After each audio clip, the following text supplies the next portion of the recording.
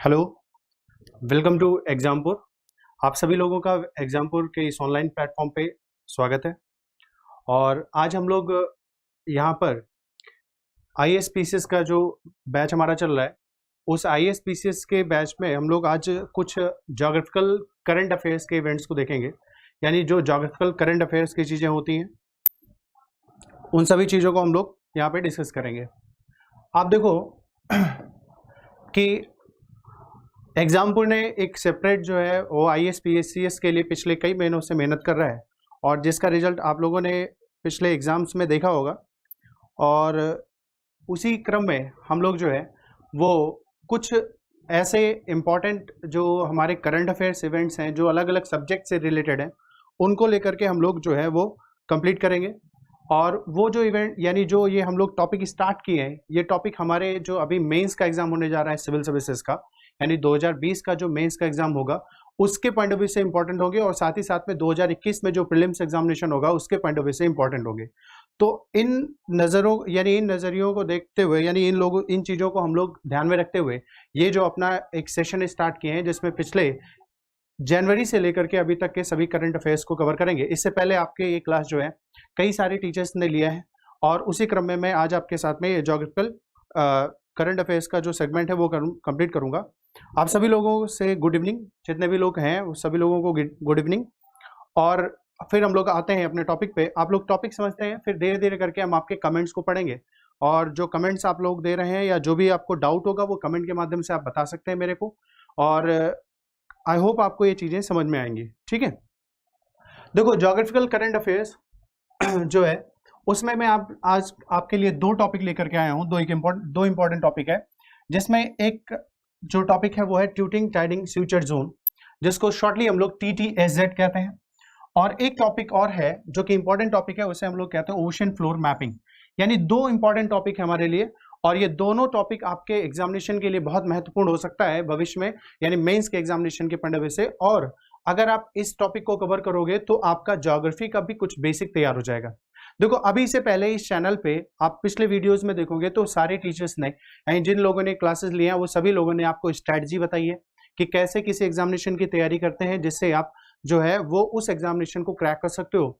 और इस चैनल पे आपको आईएएस और पीसीएस से रिलेटेड चीज़ों को या स्ट्रैटेजी बताई गई है, और आगे भी हम लोग जो है वो आपको स्ट्रैटेजी वगैरह के बारे में डिस्कस करते रहेंगे। थोड़ा सा मैं आपको आज, चूंकि मैं ज्योग्राफिकल करंट अफेयर्स के बारे में डिस्कस कर रहा हूँ, तो थोड़ी सी ज्योग्राफी से रिलेटेड आपका अप्रोच क्या होना चाहिए, किस तरीके से आप तैयार करो टॉपिक को, और कैसे आप करंट अफेयर्स के पॉइंट्स को जो है वो पिक आउट करो, किस तरीके से आपको लगना चाहिए कि ये हमारे लिए इंपॉर्टेंट है और ये टॉपिक हमारे लिए इंपॉर्टेंट नहीं है। तो ये सारी चीज़ें हम लोग आज देखेंगे। तो उसे इस टॉपिक को पहले हम लोग कवर करें, उससे पहले मैं आपको थोड़ा सा ये बता देना चाहता हूँ कि कैसे आपको करंट अफेयर्स की चीज़ों को पढ़ना होता है और कैसे उसको सब्जेक्ट से रिलेट करना होगा। सबसे पहले आप देखो कि आपको अपने एग्जामिनेशन की, यानी अगर आप आईएएस और पीसीएस के एग्जामिनेशन की तैयारी कर रहे हो, तो आपको आईएएस और पीसीएस यानी जिस भी स्टेट का पीसीएस देना है उसका सबसे पहले आपको सिलेबस पता होना चाहिए। अगर आपको सिलेबस पता होगा तो आप आसानी से कोई चीज़ फाइंड आउट कर सकते हो कि ये हमारे लिए काम की है या ये हमारे लिए काम की नहीं है। तो सबसे पहला काम, आप जितने लोग भी ये सेशन देख रहे हो, वो सबसे पहले आप जा करके क्या करो कि आप जो है जिस भी एग्जाम को देने जा रहे हो, अगर आपका टारगेट आईएएस है 2021 में या आपका टारगेट पीसीएस है, दोनों में से कोई भी टारगेट है, तो सबसे पहले आप उसका सिलेबस जो है उसको उठा के देखो। और जब सिलेबस उठा के देखोगे तो आपको जनरल स्टडीज़ के लगभग 4 पेपर, यानी जनरल स्टडीज़ में आपको 4 पेपर मिलेंगे, और उस 4 पेपर, यानी जो 4 पेपर जनरल स्टडीज़ के, उसमें पहला जो पेपर है उस पहले पेपर का रिलेशन में, यानी उस पहले पेपर का रिलेशन ज्योग्राफी से। तो यानी जो आज हम लोग टॉपिक करने जा रहे हैं ये हमारे जनरल स्टडीज के किस पेपर से रिलेटेड है, तो जीएस के पेपर फर्स्ट से रिलेटेड है। तो जीएस पेपर फर्स्ट से हम लोग जो है ये टॉपिक को कवर करेंगे। और यूपीएससी या स्टेट पीसीएस अगर आप देखो, जिसमें स्पेशली हम लोग यूपी स्टेट पीसीएस की बात करें या आसपास के जितने भी हिंदी भाषी स्टेट पीसीएस हैं, उन सभी स्टेट पीसीएस में हम लोग बात करें तो ऐसी स्थिति में आप देखो कि वो सारे के सारे जितने भी क्वेश्चन आ रहे हैं, और खासकर वो क्वेश्चन अगर मेंस में आ रहा है, तो मेंस में अगर कोई क्वेश्चन पूछा जा रहा है तो उसका कहीं ना कहीं लिंक करंट इवेंट से जरूर होता है।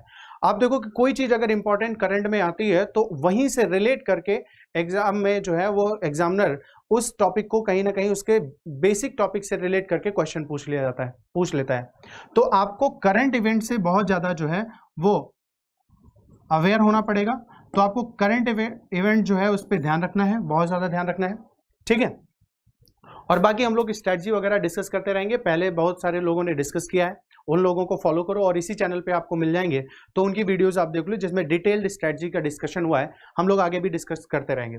और आपको ये ध्यान रखना है कि आपके लिए 8 नवंबर को 11 बजे एक बैच लाया जा रहा है स्पेशली, जो कि डेडिकेटेड होगा 2021 के आईएएस के लिए।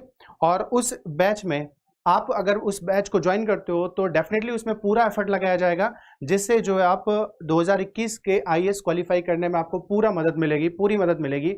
जितनी भी फैकल्टीज हैं, जो हमारी टीम है, पूरी टीम मिलकर के आपके लिए एफर्ट करेगी।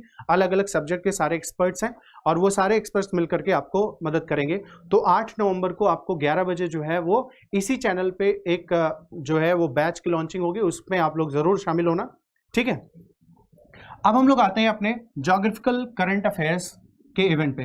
देखो मैं आपको एक चीज बता दूं कि करंट अफेयर्स का जो टॉपिक है उसमें कुछ सब्जेक्ट ऐसे हैं जहां पर आपको करंट जो है वो बहुत ज्यादा मिलता है, जिसमें जैसे हम लोग मान लेते हैं इकोनॉमी, साइंस एंड टेक्नोलॉजी, ठीक है। Economy, science and technology, social issues, ये कुछ ऐसे टॉपिक होते हैं जहां पर करंट जो है वो बहुत ज्यादा होता है।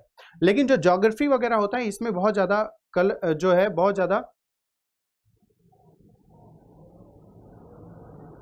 बहुत ज़्यादा करंट चीज़ें नहीं देखने को मिलती हैं।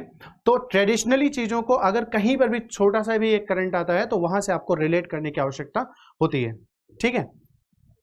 तो पेन क्लियरली दिखाई पड़ रही है क्या? पेन आपको कलर मैंने चेंज कर दिया वैसे, ठीक है।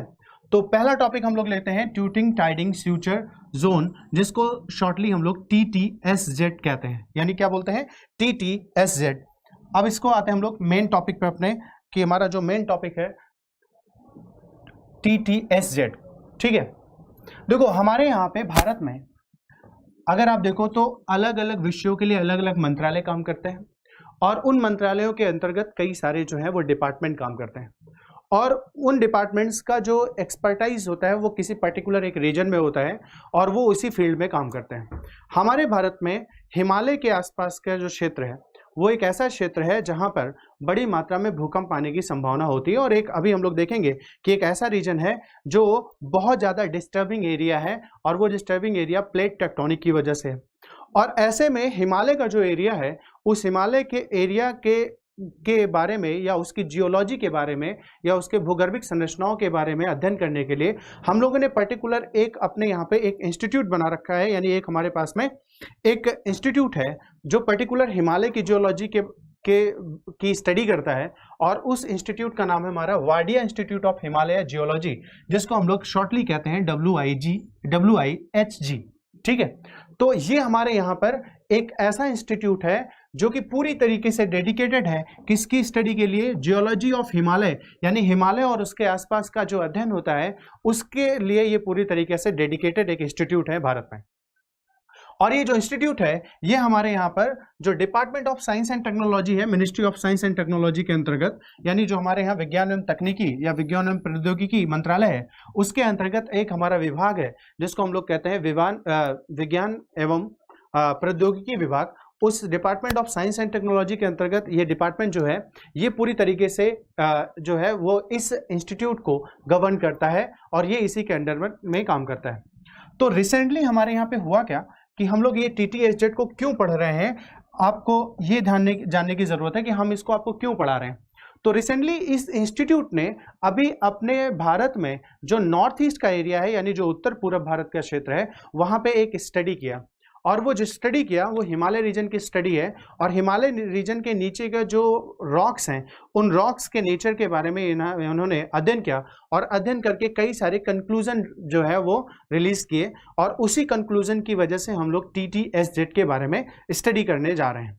तो TTSZ के बारे में, वो TTSZ क्या होता है और वहाँ का अध्ययन हम लोग क्यों करते हैं, वहाँ से जब ये इंस्टीट्यूट ने अगर रिसर्च किया तो रिसर्च करने के बाद में इन्होंने क्या कंक्लूजन दिया ये सारे कंक्लूजन को पहले हम लोग देख लेते हैं। Wadia institute of Himalaya geology, क्योंकि ये करंट में था, तो करंट में होने की वजह से जब कभी भी ऐसे इंस्टीट्यूट करंट में आ जाते हैं तो यहां से पीटी में क्वेश्चन बनने की संभावना बढ़ जाती है, प्रीलिम्स में क्वेश्चन बढ़ जाती है। और अगर आप भूगोल पढ़ते हो तो भूगोल पढ़ने के दौरान अगर आप हिमालय का अध्ययन करते हो तो ऐसे में इस टाइप की कुछ संस्थाओं के बारे में आपको जानकारी होनी चाहिए। और अगर इन संस्थाओं के बारे में आपको जानकारी होती है और इनका उपयोग आप मेंस के एग्जामिनेशन में करते हो तो ये आपके जो आपका आंसर होता है उस आंसर में आपके आंसर को एनरिच करते हैं और आपके मार्क्स में वृद्धि करते हैं। ठीक है, तो कुछ इंस्टीट्यूट्स के बारे में हमें बेसिक इंफॉर्मेशन थोड़ी बहुत होनी चाहिए। तो हम लोग देख लेते हैं कि ये इंस्टीट्यूट जो है वो किस मंत्रालय के अंतर्गत आता है। मैंने आपको बता दिया किस मंत्रालय के अंतर्गत आता है और ये क्यों होता है। तो ये जियोलॉजी ऑफ हिमालय के बारे में अध्ययन करने के लिए होता है। आपसे पीटी में ऐसा क्वेश्चन आ सकता है किसी भी स्टेट पीसीएस एग्जामिनेशन में कि कौन सा ऐसा डिपार्टमेंट या कौन सा ऐसा इंस्टीट्यूट है जो हिमालय की जियोलॉजी के स्टडी करने के लिए बनाया गया है। तो वो आपको ध्यान रखना है कि इंस्टीट्यूट का नाम रखना है। अब ये जो इंस्टीट्यूट है ये प्रेजेंट टाइम में अगर देखा जाए तो ये देहरादून में लोकेटेड है, यानी प्रेजेंट टाइम में अगर हम लोग देखें तो ये देहरादून में लोकेटेड है। इसकी लोकेशन भी आपको याद रखना है। और जब इसका फॉर्मेशन किया गया था जून 1968 में।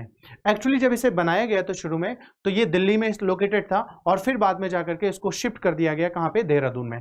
तो शुरुआत में ये दिल्ली में था, बाद में इसको देहरादून में शिफ्ट कर दिया गया। तो ये कुछ पॉइंट्स हैं जो कि Wadia institute of Himalaya geology के लिए आपके लिए इंपॉर्टेंट है कि इसका एस्टेब्लिशमेंट कब हुआ था, ये लोकेटेड कहाँ पर है और ये किस डिपार्टमेंट या किस मिनिस्ट्री के अंतर्गत आता है। और यहां से भी प्रीलिम्स में आपसे क्वेश्चन बन सकता है। ठीक है, तो ये वाडिया इंस्टीट्यूट और इसी इंस्टीट्यूट की वजह से, यानी इसी इंस्टीट्यूट ने जो है वो स्टडी किया है और उस स्टडी की वजह से हम लोग जो है ये टॉपिक पढ़ रहे हैं। और वो हमारा टॉपिक जो है वो कौन सा है, ट्यूटिंग टाइडिंग फ्यूचर जोन। ठीक है, जब आप में से किसी लोगों ने, यानी आप में से जिन लोगों ने हिमालय की स्टडी किया होगा या हिमालय के बारे में पढ़ाया होगा, गुड इवनिंग सभी लोगों को।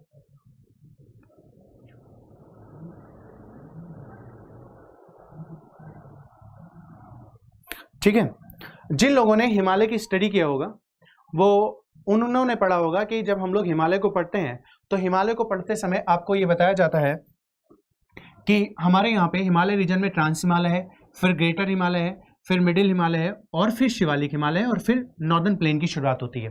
तो अगर हम देखें ट्रांस हिमालय, फिर उसके बाद में आपको ग्रेटर हिमालय और फिर उसके बाद में मिडिल हिमालय और शिवालिक, ऐसे में आपको ये फ्यूचर जोन्स दिखाई पड़ते हैं।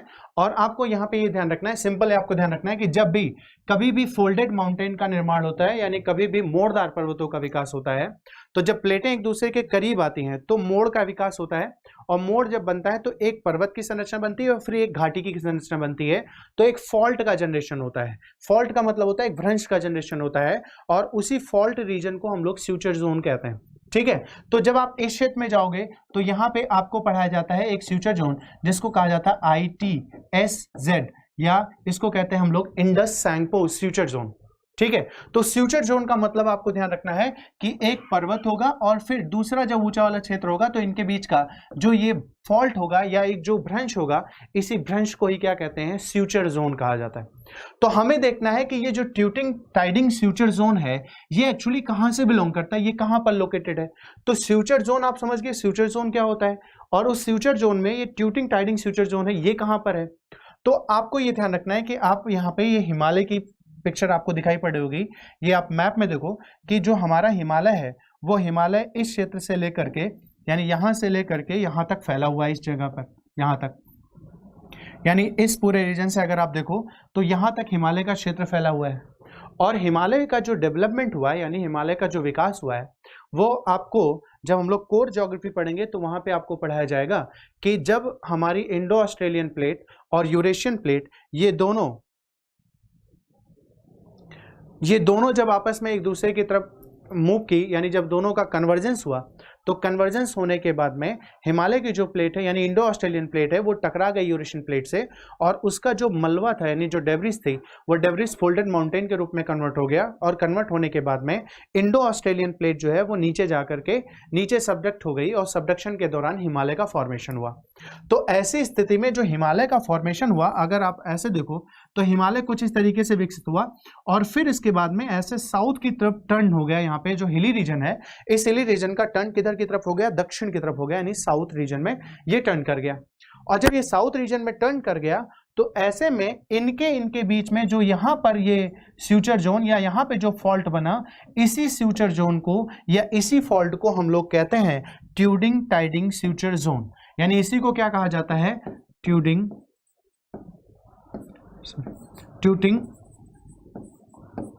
टाइडिंग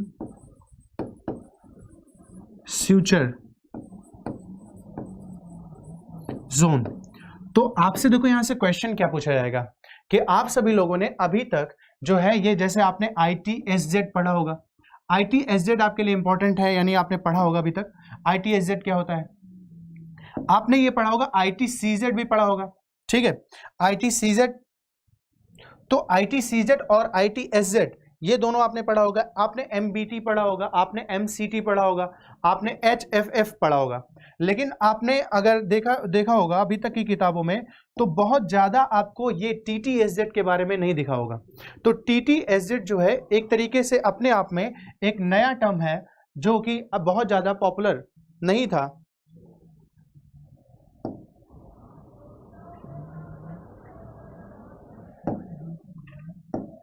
ठीक है, तो ये जो ITSZ है, ITCZ, ये सारे तो आपने फेमस टर्म पढ़े होंगे, बट TTSZ आपने यूजुअली बहुत ज्यादा फेमस नहीं देखा होगा, बुक्स वगैरह में भी जनरली ये देखने को नहीं मिलता है। ठीक है, तो हमने देखा कि एक इंस्टीट्यूट है और उस इंस्टीट्यूट ने एक रीजन है, उस रीजन को हमने देख लिया कि ये क्षेत्र कहाँ पे है और वो संस्था कौन सी है।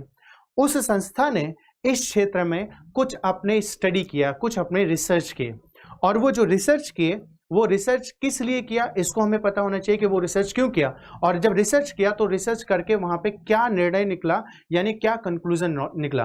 तो आप ये देखो कि भारत का जो नॉर्थ ईस्ट रीजन है, यानी भारत का जो उत्तर पूर्व का क्षेत्र है, वो अभी प्रेजेंट टाइम में, यानी भारत का जो नॉर्थ ईस्ट एरिया है, ये प्रेजेंट टाइम में इंडियन गवर्नमेंट यहाँ पे बहुत ज्यादा जोर दे रही है। बहुत ज्यादा जोर इसलिए दे रही है कि ये एक ऐसा एरिया है जिसकी वजह से हम लोग साउथ ईस्ट एशिया से कनेक्ट हो सकते हैं। दूसरी बात, अगर इसको हम लोग देखें तो यहाँ पर अगर हम स्ट्रांग रहते हैं तो चाइना को हम लोग बैलेंस कर सकते हैं, क्योंकि चाइना अरुणाचल प्रदेश का एरिया या नॉर्थ ईस्ट इंडिया का जो एरिया है उसको जो है चाइना उसको कैप्चर करना चाहता है। तो ऐसी स्थिति में भारत जो है वो बड़ी मात्रा में नॉर्थ ईस्ट रीजन का डेवलपमेंट करना चाह रही है, और नॉर्थ ईस्ट रीजन जो भारत का है वो उसका अधिकांश हिस्सा, अगर असम के क्षेत्र को छोड़ दिया जाए तो अधिकांश क्षेत्र या तो पठारी है और या तो पहाड़ी क्षेत्र है। तो पहाड़ी और पठारी क्षेत्र जो है, अगर वहां पे आपको किसी प्रकार का विकास करना है, किसी प्रकार का डेवलपमेंट करना है, तो ऐसी स्थिति में वहां की सबसे पहले आपको स्टडी करना चाहिए। और अगर आपको वहां की बिना स्टडी किए आपने वहां पे डेवलपमेंट कर दिया तो उससे प्रॉब्लम आ सकती है। और ये एरिया हमारा, अगर आप देखो, जो ये हमारा ये जो रीजन है नॉर्थ ईस्ट इंडिया का, ये नॉर्थ ईस्ट इंडिया का रीजन हमारा एक ऐसा रीजन है जो कि भारत में भूकंप से प्रभावित क्षेत्रों में से एक है। तो अगर हम लोग देखें कि भारत के जो हम सभी क्षेत्र को देखते हैं और हम वहाँ की डेवलपमेंट प्लानिंग करते हैं, तो किसी भी एरिया की डेवलपमेंट प्लानिंग करने के दौरान वहाँ पे सबसे पहले ये देखना चाहिए कि वहाँ की ज्योग्राफिकल कंडीशन क्या है। जिस प्रकार की ज्योग्राफिकल कंडीशन होगी उस प्रकार से वहां पे डेवलपमेंट प्लानिंग को इंप्लीमेंट करेंगे। अगर ज्योग्राफिकल कंडीशन बेहतर नहीं है तो वहां पे उस तरीके से जो है इंप्लीमेंटेशन करेंगे। और आपको ये ध्यान रखना है कि भारत में सभी डिपार्टमेंट में या ओवरऑल अगर जितने भी हमारे जो है मिनिस्ट्रीज हैं या जितने भी ऑफिसर्स हैं, उन सबका अल्टीमेट जो टारगेट होता है वो इंडिया का सोशल और इकोनॉमिकल डेवलपमेंट करना होता है। और उस सोशल और इकोनॉमिकल डेवलपमेंट में आपको हर डायमेंशंस को कवर करके सोशल इकोनॉमिकल जो है वो डेवलपमेंट करने का प्रयास करना होता है। तो अगर भारत जो है वो इस क्षेत्र में विकास करना चाहता है, और इस क्षेत्र में जब विकास करना चाहता है तो विकास करने में आपको क्या करना पड़ेगा, इंफ्रास्ट्रक्चर का डेवलपमेंट करना पड़ेगा। सबसे पहले अगर आप कहीं पे विकास करना चाहते हो तो सबसे पहले आपको वहां पे इंफ्रास्ट्रक्चरल डेवलपमेंट करना पड़ेगा।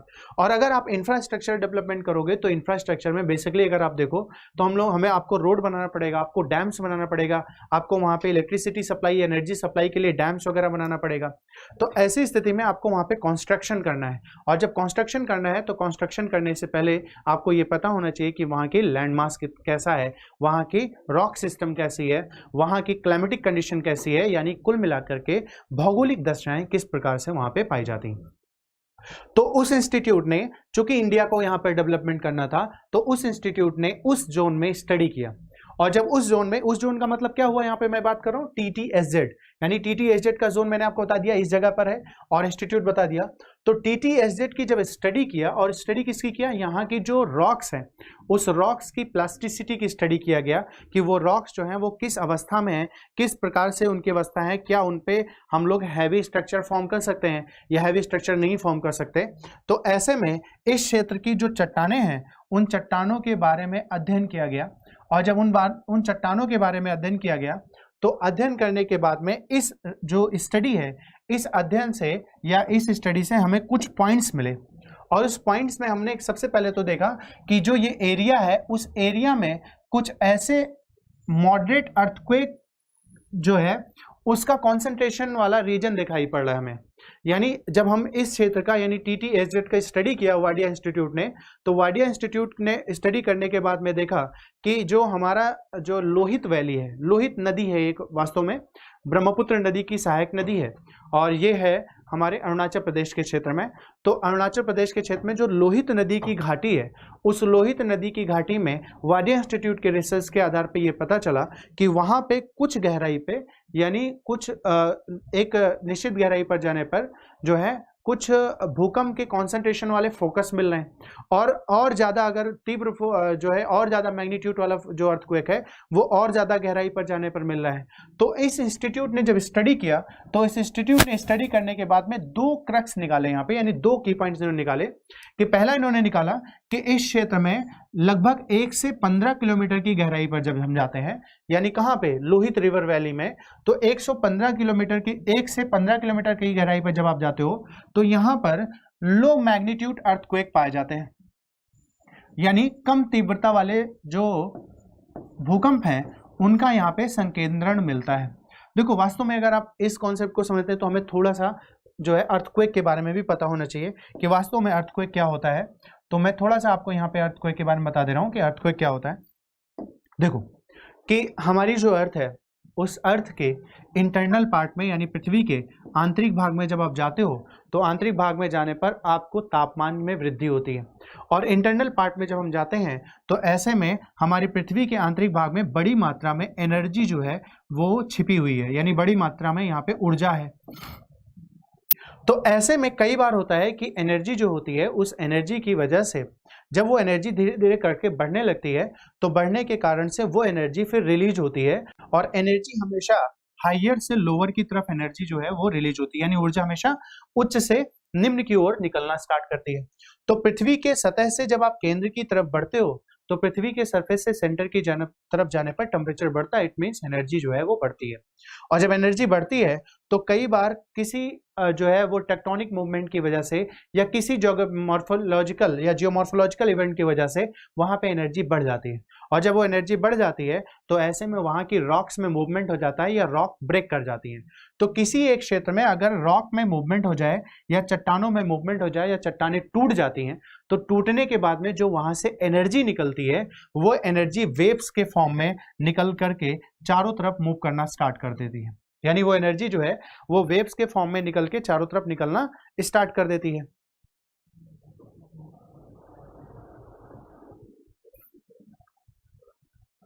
ठीक है,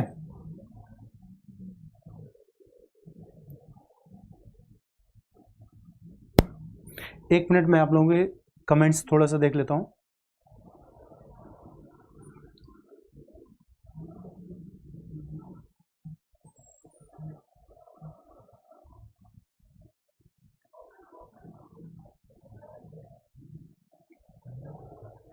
आप लोगों को कोई मतलब डाउट तो नहीं है ना?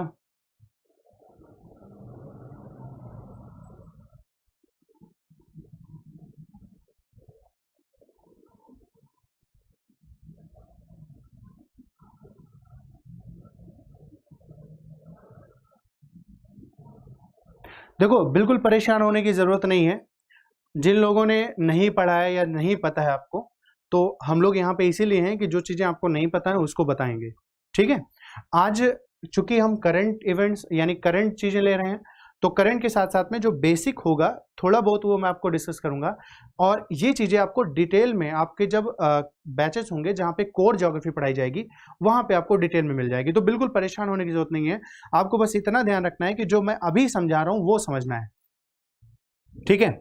और उसके अलावा इधर उधर दिमाग नहीं लगाना, जो अभी मैं समझा रहा हूं वो समझ लो बस, ठीक है। यहां पे देखो कि पृथ्वी के आंतरिक भाग में जब ऊर्जा अधिक हो जाती है तो किसी कारण से अगर यहाँ पे चट्टान जो है वो टूट गई, रॉक जो है वो टूट गई, या रॉक में मूवमेंट हो गया, तो जब कोई भी चट्टान टूटेगी या टकराएगी तो वहां से एनर्जी निकलती है या ऊर्जा निकलेगी, और जब वो ऊर्जा निकलेगी वो तो ऊर्जा तरंगों के रूप में बाहर की तरफ निकलती है, और ये जो तरंगे होती हैं इनको हम लोग इंग्लिश में सीस्मिक वेव कहते हैं या हिंदी में इसको भूकंपीय तरंगे कहते हैं। और यही तरंगे आकर के सरफेस पे कंपन करना स्टार्ट कर देती हैं या ट्रिमरिंग करना स्टार्ट कर देती हैं, तो ऐसे में हमें भूकंप का रियलाइजेशन होता है। तो आपको यहाँ पे दो की पॉइंट समझना है कि किसी भी वो स्थान, यानी वो स्थान जहां से भूकंप की शुरुआत हो रही है, यानी वो स्थान जहां पे भूकंप की ओरिजिन हो रही है, वो भूकंप की उत्पत्ति हो रही है, उस स्थान को कहा जाता है फोकस। क्या बोलते हैं? फोकस। और यहां से निकलने वाली जो सिस्मिक एनर्जी है या यहां से निकलने वाली जो भूकंपीय तरंग है, वो तरंग आकर के जहां पर सबसे पहले टकराती है सरफेस पे, उस स्थान को कहा जाता है एपी सेंटर, ठीक है। तो ये दो की टर्म आपको ध्यान रखना है कि जहां से पृथ्वी के आंतरिक भाग से भूकंप की उत्पत्ति होती है उसको फोकस कहते हैं, और जहां पे आकर के सरफेस पे सबसे पहली बार भूकंपीय तरंगे टकराती हैं और जहां पे भूकंप को महसूस किया जाता है उस स्थान को हम लोग क्या बोलते हैं? उसको कहा जाता है एपी सेंटर कहते हैं, यानी उसको एपी सेंटर कहते हैं।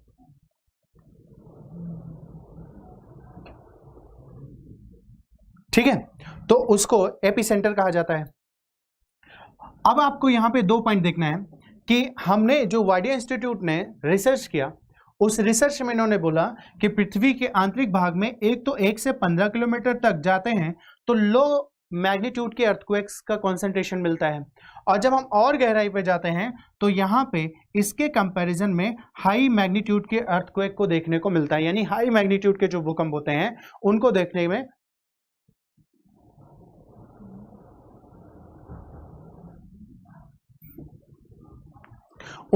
को मिलता है यहाँ पे, ठीक है। तो ऐसी स्थिति में आपको यहाँ पे फोकस और एपिसेंटर को ध्यान रखना है कि फोकस और एपिसेंटर क्या होते हैं। और यहाँ पर जो चीजें बताई गई हैं इसमें पहला कंक्लूजन इस स्टडी ने क्या निकाला कि यहाँ पर 1 से 15 किलोमीटर की जो है डेप्थ में जाने पर या 115 किलोमीटर की गहराई पर जाने पर लो अर्थक्वेक कॉन्सेंट्रेशन जो है वो उसके फोकस देखने को मिलते हैं। दूसरा, अगर हाई मैग्नीट्यूड का भूकंप जो है वो हम लोग देखें तो ये 35 और 25 किलोमीटर यानी 25 से 35 किलोमीटर के बीच में देखने को मिलता है। हाई मैग्नीट्यूड का मतलब यहाँ पे हुआ लगभग रिक्टर स्केल पे 4 यूनिट का जो भूकंप होता है वो यहाँ पर देखने को मिलता है। तो इसने पहला कंक्लूजन निकाला कि इस पूरे एरिया में जो है वो अर्थक्वेक का क्षेत्र देखने को मिलता है, और अगर हमें यहाँ पे डेवलपमेंट करना है या कोई भी चीज़ बनानी है, कोई डैम बनाना है, तो उस डैम के लिए सबसे पहले आपको यहाँ पे स्टडी करना पड़ेगा, और उस स्टडी करने के बाद में ही आप वहाँ पे डेवलपमेंट कर सकते हो। अगर आप रिसेंटली देखे होंगे तो एक दिबांग वैली है, दिबांग नदी है, जो कि अरुणाचल प्रदेश के क्षेत्र में ही जो है वो ब्रह्मपुत्र नदी की एक सहायक नदी है, और वहां पे दिबांग वैली प्रोजेक्ट बनाने का प्लान चल रहा है। तो अगर आप इस क्षेत्र में जाकर के डैम बनाते हो तो डैम बनाने से भी भूकंप आते हैं कई बार, और खासकर अगर आप उस क्षेत्र में जाकर के डैम बना दिए जहां पर पहले भूकंप आने की संभावना है तो वहां पे आपने उस संभावना को और बढ़ा दिया, तो ऐसे में अगर मान लो वो भूकंप जो है या आ जाएंगे तो ऐसे में वहां पे जो है वो बहुत ज्यादा ट्रेजिडी हो जाएगी। तो इस स्टडी का पहला कंक्लूजन हम लोगों ने देखा यहाँ पे ये दो चीजें। फिर उसके ये एक चीज रिवील किया कि under testing the mechanism of Indian plate in the ITTSZ, इसने क्या बताया इस चीज को अगर हम लोग देखें तो आप यहाँ पे देखो कि यहाँ पे अगर मान लेते हैं कि ये यूरेशियन प्लेट है और ये इसके बाद में इधर इंडो ऑस्ट्रेलियन प्लेट है, तो इंडो ऑस्ट्रेलियन प्लेट जो है अगर इधर की तरफ मूव कर रही है तो अगर ये मूव करती है तो ये प्लेट इससे टकरा करके इसके नीचे चली जाती है, और जब इसके नीचे चली जाती है तो जब कोई भी प्लेट किसी दूसरी प्लेट के नीचे जाती है तो उस फिनोमेना को कहा जाता है सबडक्शन ऑफ द प्लेट। उसको क्या बोलते हैं? प्लेटों का अवक्षेपण या सबडक्शन। और जब सबडक्शन होता है तो सबडक्शन के दौरान उस रीजन को या उस क्षेत्र को हम लोग यहाँ पे क्या बोलते हैं? Under thrusting. ठीक है, यानी ये मैकेनिज्म क्या हो रहा है? Under thrusting. तो अंडर थ्रस्टिंग मैकेनिज्म किसका हो रहा है? इंडियन प्लेट का। तो ये चीज आपको समझ लेना है यहाँ पे कि दूसरा इन्होंने कंक्लूजन क्या दिया कि हमारी जो इंडो ऑस्ट्रेलियन प्लेट है या जो इंडियन प्लेट है वो यूरेशियन प्लेट के नीचे जा रही है, यानी यूरेशियन प्लेट नहीं जा रही उसके नीचे, बल्कि इंडियन प्लेट जो है उसके नीचे जा रही है। इसी स्टेटमेंट को कई बार पीटी में जो है वो रिवर्स कर दिया जाएगा, और रिवर्स कर करके आपसे पूछ लिया जाएगा स्टेटमेंट करेक्ट है या नहीं है। तो आपको ये ध्यान रखना है कि इंडियन प्लेट जो है वो नीचे की तरफ जा रही है, बल्कि यूरेशियन प्लेट ऊपर की तरफ है।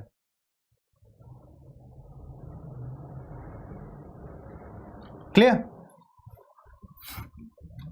दूसरी बात यहां पे ये बताया गया कि ये जो एरिया है, इस एरिया में जो हाई पॉइसंस रेशियो है, ठीक है, आपको यहां पे एक नया टर्म मिलेगा जिसको हम लोग कहते हैं पॉइसंस रेशियो। एक्चुअली ये पॉइसंस रेशियो का मतलब होता है कि जब कोई भी मैटर होगा और वो मैटर जितने सॉलिड स्टेज में होगा या जितनी उसकी बॉन्डिंग स्ट्रांग होगी, उसका पॉइसन रेशियो उतना ही क्या होता है? कम होता जाता है। और जब कोई भी मैटर जब फ्लूइड में कन्वर्ट होता जाता है तो उसका हाई पॉइसन रेशियो जो होता है वो हाई हो जाता है। तो यहाँ पे ये बताया गया कि ये जो एरिया है यहाँ का जो पॉइसन रेशियो है वो हाई है, और अगर किसी भी क्षेत्र पे पॉइसन रेशियो हाई होता है तो इसका मतलब होता है कि उस क्षेत्र में या तो वहां पे लिक्विड मटेरियल की उपलब्धता हो रही है या तो वहां पे गैसियस मटेरियल की उपलब्धता हो रही है, या इसको हम लोग शॉर्टली कह सकते हैं कि यहाँ पे फ्लूइड का प्रेजेंस होगा, यानी फ्लूइड का प्रेजेंस होगा। जितने लोगों ने सिविल इंजीनियरिंग की होगी वो उनको यहाँ पे क्लियर हो रहा होगा पॉइसन रेशियो क्या होता है। आपको सीधा यहाँ पे भूगोल में ये समझना है कि पॉइसन रेशियो अगर ज्यादा होगा तो इसका मतलब होता है कि वो जो मैटर होगा वो मैटर या तो वो किस अवस्था में हो सकता है? फ्लूइड अवस्था में होगा, या तो लिक्विड होगा या तो जो है वो गैसेस अवस्था में होगा। और अगर सॉलिड मैटर होता है तो उसका पॉइसन रेशियो जो है वो कम होगा। ये जो एरिया है इन्होंने स्टडी करके बताया कि इस क्षेत्र में जो पॉइसन रेशियो है वो पॉइसन रेशियो बहुत ज्यादा है, और किसी भी क्षेत्र में अगर पॉइसन रेशियो ज्यादा होता है तो इसका मतलब होता है कि वो जो एरिया होगा वहां पे लिक्विड मटेरियल को क्या होगा? ज्यादा होगा। और किसी भी स्थान पे अगर लिक्विड मटेरियल ज्यादा होगा तो पृथ्वी के अंदर जो लिक्विड होता है उस लिक्विड का मतलब होता है मैग्मा। पृथ्वी के अंदर लिक्विड का मतलब क्या होता है? वहां पे होगा मैग्मा, यानी लिक्विफाइड या मोल्टन मटेरियल। तो जो मैग्मा अधिक होगा किसी भी जगह पे, तो मैग्मा जब अधिक होता है किसी भी जगह पे तो वहां पे उस मैग्मा के द्वारा या उस एरिया में कन्वेक्शनल वेव्स जो होती हैं उनके इरप्शन के चांसेस ज्यादा हो, यानी कन्वेक्शनल वेव्स जो है वहां पे जनरेट होने लगती हैं। कन्वेक्शनल वेव्स का मतलब होता है संवहनीय धाराएं। तो कोई भी वस्तु जब गर्म होती है तो उससे वहां से जब हीट ट्रांसफर होती है तो अगर वो हीट ऊर्ध्वाधर तरीके से मूव करने लगती है तो उसे हम लोग संवहनीय धारा या कन्वेक्शनल वेव्स कहते हैं। ठीक है, तो अगर किसी भी जगह की चट्टान का पॉइसन रेशियो ज्यादा होगा तो ये चट्टान कैसी अवस्था में होगी? ये लिक्विड अवस्था में हो सकती है, यानी यहाँ पे सेमी सॉलिड या लिक्विड अवस्था हो सकती है।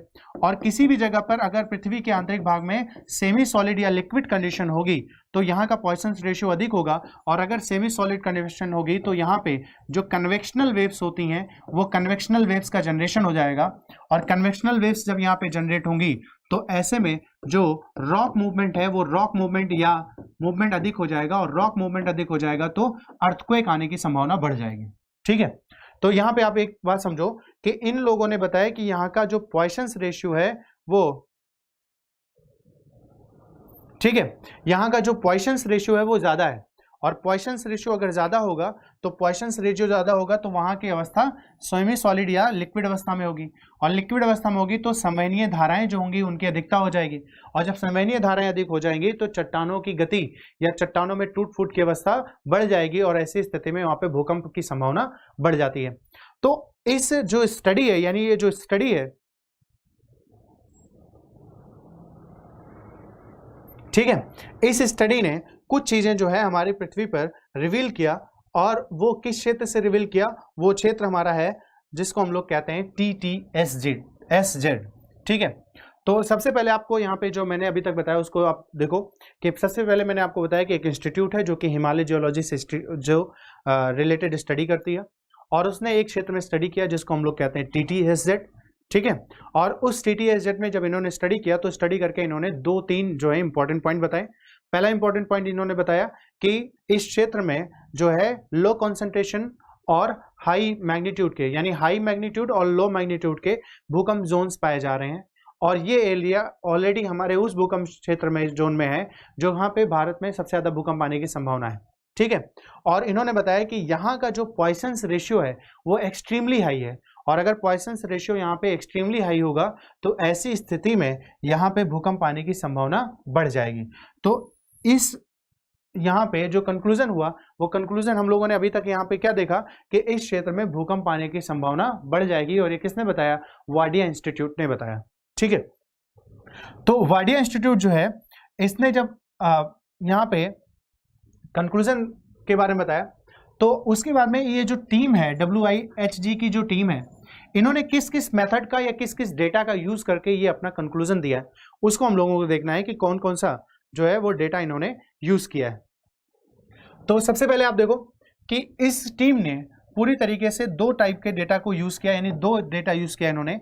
पहला डेटा यूज किया इन्होंने टेलीसिस्मिक अर्थक्वेक डेटा। ठीक है, इन्होंने क्या यूज किया? टेलीसिस्मिक अर्थक्वेक डेटा। और ये डेटा ऐसी जगह से होता है, जैसे मान लो कि कहीं पर जो है वो ट्रिमरिंग हो रही है। ठीक है, तो ट्रिमरिंग जब हो रही है तो आप मान लेते हैं कि इस जगह पे ट्रिमरिंग हो रही है, और आपने इसको मेजर किया यहाँ से 20,000 किलोमीटर दूर बैठ करके या 2,000 किलोमीटर दूर बैठ करके। ठीक है, आपने मेजर कहाँ से किया? इस क्षेत्र से किया, और ये जो भूकंप आ रहा है वो कहाँ पे आ रहा है? इस क्षेत्र में। तो अगर आपने कोई डेटा ऐसा लिया है जो कि भूकंप क्षेत्र से आप लगभग 1000 किलोमीटर से ज्यादा दूर बैठे हुए हैं, वहां से आपने डेटा कलेक्ट किया है, तो ऐसे डेटा को कहा जाता है टेलीसिस्मिक अर्थक्वेक डेटा। तो इस टीम ने दो प्रकार के डेटाओं का यूज किया, जिसमें एक ऐसे डेटा हैं जिन डेटाओं को इन्होंने कैसे यूज किया, मतलब कहां से लिया? जो कि 1000 किलोमीटर की डिस्टेंस पे बैठ के वहां से डेटा लिया। और दूसरे टाइप का जो डेटा इन्होंने लिया, वो डेटा इन्होंने लिया लोकल अर्थक्वेक डेटा, यानी जिस क्षेत्र में भूकंप आ रहा है उसी क्षेत्र के डेटा को लेकर के इन लोगों ने स्टडी करना स्टार्ट किया। तो दो टाइप के जब इन्होंने डेटा लिया, और इन दोनों टाइप के डेटा का स्टडी करके इन लोगों ने अपना कंक्लूजन जो है वो ड्रॉ करके बताया भारत में कि हमारे इस क्षेत्र में भूकंप आने की संभावना बढ़ेगी, और वो दो जो है फोकस क्षेत्र इन लोगों ने डिस्कस किया। ठीक है, तो आपको यहाँ पे ध्यान रखना है कि टेलीसिस्मिक अर्थक्वेक डेटा जो होता है वो अगर आपने 1000 किलोमीटर जो है वहां से, यानी जिस जगह पे जो साइट है जहां पे भूकंप आ रहा है वहां से लगभग 1000 किलोमीटर की डिस्टेंस में बैठ कर आपने डेटा कलेक्ट किया है, तो उसको टेलीसिस्मिक डेटा कहा जाता है। ये जो पूरा प्रोजेक्ट चल रहा था, इस पूरे प्रोजेक्ट के जो हेड थे उनका नाम था मिस्टर डॉक्टर देवजीत हजारिका। ठीक है, और इन्होंने लगभग 11 जो है वो ब्रॉडबैंड सीस्मिक स्टेशंस को एस्टैब्लिश किया था, और इन 11 ब्रॉडबैंड सीस्मिक स्टेशन जो हैं उन्हीं के आधार पर इन्होंने लोकल डेटास को कलेक्ट किया, और साथ ही साथ में इन्होंने जो है वो टेलीसिस्मिक डेटास को कलेक्ट करके ये अपना कंक्लूजन बताया। ठीक है, तो आपको यहाँ पे क्या समझ, यहाँ पे आपको क्या चीजें क्लियर हुई कि वाडिया इंस्टीट्यूट ने एक जो है कलेक्ट, यानी अपना एक डेटा दिया। अब उसके बाद में हम लोग देखते हैं कि ये जो स्टडी है, इस स्टडी ने हमें क्या क्या चीजें बताई। यानी आपने अगर कोई स्टडी किया तो उस स्टडी की कोई ना कोई इंपॉर्टेंस होगी, ऐसे फालतू तो पढ़ोगे नहीं आप। ठीक है, या कोई भी पूरा एक इंस्टीट्यूट लगा हुआ है उस क्षेत्र की स्टडी करने के लिए, तो उसका भी कोई ना कोई एक इंपॉर्टेंस होगा। वो जो इंपॉर्टेंस है उसको हम लोग देख लेते हैं कि इसने क्या क्या बताई, यहाँ पे चीजें क्या बताई। अब इन्होंने सबसे पहले बताया exhumation and the growth is continuous process in this region. किस रीजन की बात हो रही है? नॉर्थ ईस्ट इंडिया की बात हो रही है, और उस नॉर्थ ईस्ट इंडिया में भी किस रीजन की बात हो रही है? जो कि हमारा अरुणाचल प्रदेश का रीजन है, जिसको हम लोग TTSZ कहते हैं। इस क्षेत्र में इन्होंने बताया कि जो उत्खनन है, यानी जो टूट फूट है और लगातार जो विकास है या वृद्धि है, वो एक सतत चलने वाली प्रक्रिया है इस क्षेत्र में। इसका मतलब क्या हुआ कि इस क्षेत्र में अभी भी क्या हो रहा है? प्लेटों का मूवमेंट हो रहा है, यानी प्लेट मूवमेंट यहाँ पे लगातार हो रहा है। और अगर यहाँ पे प्लेट मूवमेंट लगातार हो रहा है तो प्लेट मूवमेंट के दौरान जो भी संरचनाओं का विकास होता है वो सारी की सारी संरचनाएं यहाँ पर विकसित हो रही हैं या आगे भविष्य में होंगी। और अगर यहाँ पे प्लेट मूवमेंट हो रहा है, तो प्लेट मूवमेंट अगर इस क्षेत्र में हो रहा है, तो यहाँ की जो हमें योजना बनानी चाहिए, यहाँ की जो हमें प्लानिंग बनानी चाहिए, उसको बनाते समय हमें इस बात का ध्यान रखना चाहिए कि ये एक अनस्टेबल लैंड मास है, और अनस्टेबल लैंड मास पे किस प्रकार से हमें ग्रोथ या विकास करना चाहिए।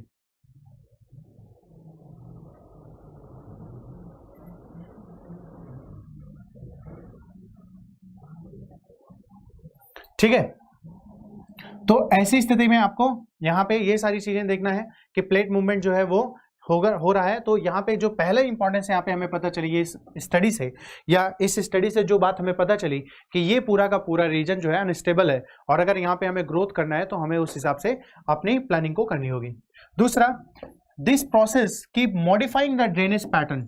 देखो, कभी भी किसी भी क्षेत्र का जो ड्रेनेज पैटर्न होता है, आई थिंक आपको ड्रेनेज पैटर्न पता होगा, थोड़ा सा मैं यहाँ पे बता देता हूँ कि जब कोई भी एक मेन रिवर और उसकी जो ट्रिब्यूटरीज होती हैं, ये जो सहायक नदियां होती हैं, ये जिस प्रकार का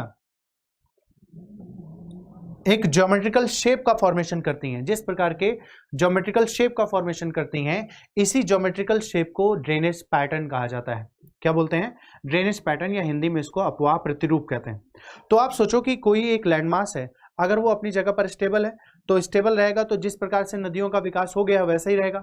लेकिन अगर वो लैंडमास ऊपर जा सकता है या वहाँ पे फॉल्टिंग हो सकती है, तो वहाँ की जो नदियों की आकृतियां हैं उन आकृतियों में परिवर्तन हो सकता है कि नहीं, और जब परिवर्तन हो सकता है तो ऐसे में वहाँ पे ड्रेनेज पैटर्न में चेंजेस हो सकते हैं।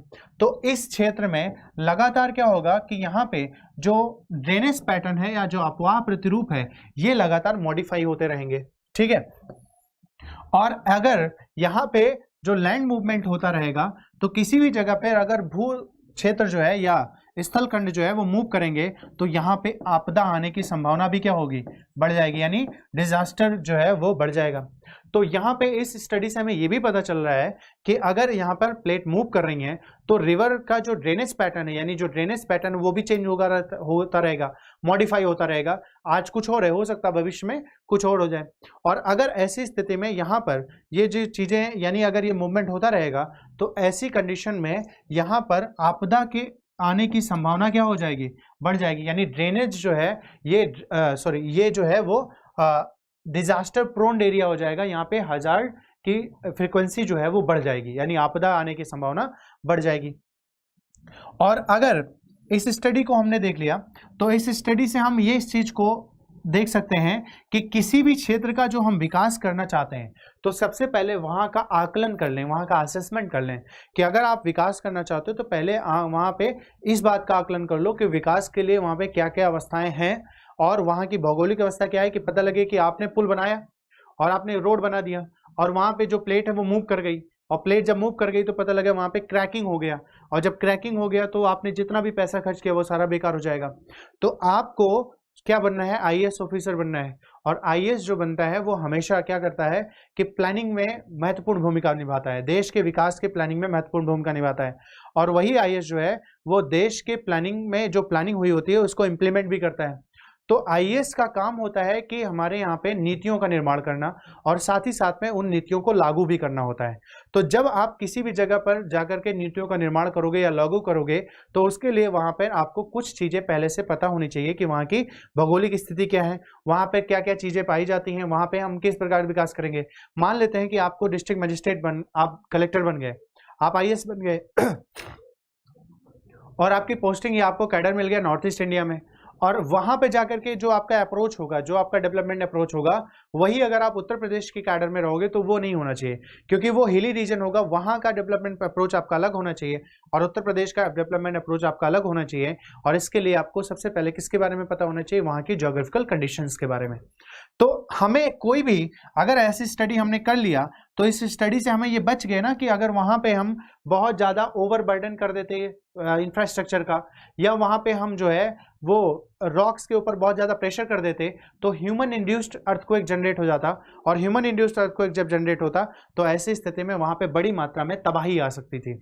तो इस इंस्टीट्यूट ने हमारे यहाँ पे नॉर्थ ईस्ट इंडिया में एक इम्पॉर्टेंट स्टडी किया, और इस इम्पॉर्टेंट स्टडी की वजह से हम लोग जो है वहाँ के डेवलपमेंट के लिए एक इम्पॉर्टेंट स्टेप लेंगे और उस स्टेप के आधार पे वहाँ का डेवलपमेंट करेंगे। और इंडियन गवर्नमेंट प्रेजेंट टाइम में उस पूरे रीजन को कवर करने की कोशिश कर रही है जहाँ पे डेवलपमेंट किया जाता है। देखो, पूरे भारत को अगर हम लोग देखें तो टोटल प्रेजेंट टाइम में हम लोग 4 अर्थक्वेक जोन्स में डिवाइड करते हैं, जोन 2, जोन 3, जोन 4 और जोन 5। ठीक है, जिसमें भारत का जो ये उत्तर पूर्वी भारत है, या जिसको हम लोग नॉर्थ ईस्ट इंडिया कहते हैं, ये उत्तर पूर्वी भारत पूरी की तरह से उस जोन में पड़ रहा है जहां पे भूकंप आने की संभावना सबसे ज्यादा है। यानी भारत के वो क्षेत्र जहां पे भूकंप आने की संभावना सबसे ज्यादा है वो है जोन 5। ठीक है। और ये नॉर्थ ईस्ट इंडिया जो है वो किधर पड़ रहा है, जोन 5 में, इसलिए यहाँ का डेवलपमेंट करने के लिए आपको इस क्षेत्र के हिसाब से ये अर्थक्वेक के बात को हमेशा ध्यान में रखना चाहिए, और इसीलिए इस क्षेत्र में ये जो है इंस्टीट्यूट ने स्टडी किया है। ठीक है, 4 अर्थक्वेक जोन्स हैं। इसको आपको अर्थक्वेक जब आप टॉपिक पढ़ोगे भूकंप में तो वहां पे आपको डिटेल में पढ़ाया जाएगा कि भूकंप में किस बेस पे डिवाइड किया गया है, कैसे आधार पे, यहाँ पे कितने मैग्नीट्यूड का भूकंप आ सकता है, यहाँ पे कितने का आ सकता है, कहाँ पे कितने रिक्टर स्केल वगैरह सब आपको बताया जाएगा वहां पे। ठीक है, हम लोग यहाँ पे सिर्फ अभी क्या देख रहे हैं कि हमारा जो करंट का मुद्दा है उस करंट के मुद्दे के लिए हम लोग यहाँ पे आज मिल रहे हैं। ये वो हमारा जो है टॉपिक जिसमें हम लोगों ने जो है ट्यूटिंग टाइडिंग फ्यूचर जोन, जिसको हम लोग शॉर्टली TTSZ कहते हैं, उसके बारे में हम लोगों ने डिस्कस किया। अब हम लोग आगे आते हैं तो हम लोगों का जो आज का एक दूसरा इंपॉर्टेंट टॉपिक है वो हमारे लिए है जिसको हम लोग कहते हैं ओशन फ्लोर मैपिंग। क्या बोला जाता है इसको, ओशन फ्लोर मैपिंग। ठीक है, या इसको हम लोग बोल सकते हैं समुद्र तल की मैपिंग। ठीक, समुद्र तल की मैपिंग। मैपिंग का सीधा सा सेंस होता है कि वहां पे क्या क्या चीजें पाई जाती हैं, किस रूप में पाई जाती हैं, उसके बारे में अध्ययन करना, यानी क्या क्या चीजें हैं, किस किस चीजों में पाई जाती हैं। देखो फ्लोर मैपिंग या आप यहाँ पे 2 टर्म पहले समझ लो, तब हम लोग आते हैं यहाँ पे ओशन फ्लोर मैपिंग के बारे में डिस्कस करते हैं। ठीक है, आप लोगों ने देखा होगा कि हमारी जो लैंडमास है या हमारी जो पृथ्वी है, उस पृथ्वी का लगभग 70.8% एरिया जो है वो कैसा है, उस एरिया में वाटर पाया जाता है। और अगर हम लोग अपने पृथ्वी पर देखें तो हमारी पृथ्वी पर कुछ ऐसा हिस्सा होता है जहां पे ओशन दिखाई पड़ता है, ओशनिक पार्ट होता है, और ये वाला एरिया जो होता है इसको हम लोग क्या बोलते हैं, महाद्वीप कहा जाता है। यानी ये वाला हिस्सा महाद्वीप का हिस्सा होता है, और ये क्षेत्र जो होता है ये महासागर का क्षेत्र होता है। अब ऐसे में जो महासागर होता है, उस महासागरीय क्षेत्र के नीचे जो चट्टान होती है, यानी जो जिसके ऊपर पानी स्थित होता है, ये वाला जो हिस्सा होता है, यानी जिस चट्टान के ऊपर या चट्टान का वो ऊपरी भाग जिसके ऊपर जल स्थित होता है, इसको कहा जाता है ओशन फ्लोर। क्या बोलते हैं इसको, इसको कहा जाता है ओशन फ्लोर, या इसको हिंदी में कहते हैं सागर नितल। क्या बोला जाता है इसको, सागर नितल। और जो जल का ऊपरी हिस्सा होता है, यानी जो जल का क्षेत्र होता है, जो ऊपरी हिस्सा होता है, इसको कहा जाता है सी लेवल या ओशन लेवल। इसको क्या बोलेंगे, इसको बोलेंगे सी लेवल, या इसको बोला जाता है समुद्र तल। तो आपको 2 चीज ध्यान रखना है, तल और नितल। तो तल का मतलब, अगर हम लोग इसको समुद्र देखो, आप यहाँ पे पिक्चर में दिखाई पड़ा होगा, ये समुद्र है, तो आप देखो ये जलीय क्षेत्र है जहां पे जल भरा हुआ है, और ये वो क्षेत्र है जिसके ऊपर ये जल स्थित है, यानी वो भूभाग है। तो ऐसे में ये वाला जो क्षेत्र हुआ ये क्या हुआ, सागर नितल, और ये वाला जो क्षेत्र हुआ इसको कहा जाता है सागर तल। कभी भी आप रेलवे स्टेशन पे जो बोर्ड लगे होते हैं, उन बोर्ड पर अगर गौर से पढ़ो तो वहां पे लिखा होता है सागरीय तल से इतनी ऊंचाई, या जो हम लोग हाइट मेजर करते हैं वो हमेशा सी लेवल से मेजर करते हैं या ओशन लेवल से मेजर करते हैं। तो लेवल का मतलब होता है ये, यानी तल का मतलब होता है यहाँ पे, और नितल का मतलब होता है यहाँ पे। तो एक्चुअली हम लोग किसके बारे में पढ़ने जा रहे हैं, तो सी फ्लोर या ओशन फ्लोर की मैपिंग करने जा रहे हैं। यानी इस क्षेत्र की मैपिंग नहीं कर रहे, बल्कि किसके अंदर करने जा रहे हैं, यानी किस क्षेत्र की मैपिंग करने जा रहे हैं, जो ओशन का निचला हिस्सा है, यानी जिसके ऊपर ओशन स्थित है, वो जो स्ट्रक्चर है उसको हम लोग क्या बोलेंगे, ओशन फ्लोर कहते हैं, और उसकी मैपिंग करने जा रहे हैं। आपको ये ध्यान रखना है कि भारत का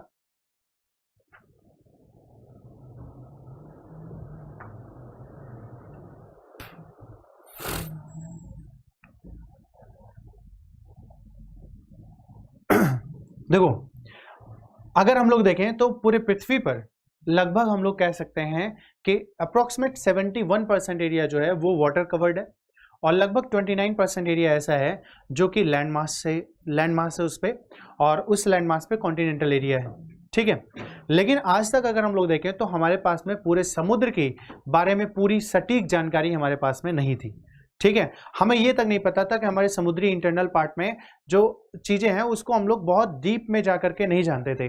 ठीक है, डीप में जाकर के नहीं जानते थे, उसके पीछे क्या कारण था कि हमारे पास में कुछ इस प्रकार का कोई प्रोजेक्ट नहीं था, कोई इस प्रकार से हम लोगों ने स्टडी नहीं किया था जिसके आधार पर हम लोग उस चीज के बारे में डिटेल में आपको डिस्कस करें या डिटेल में हम लोग बताएं।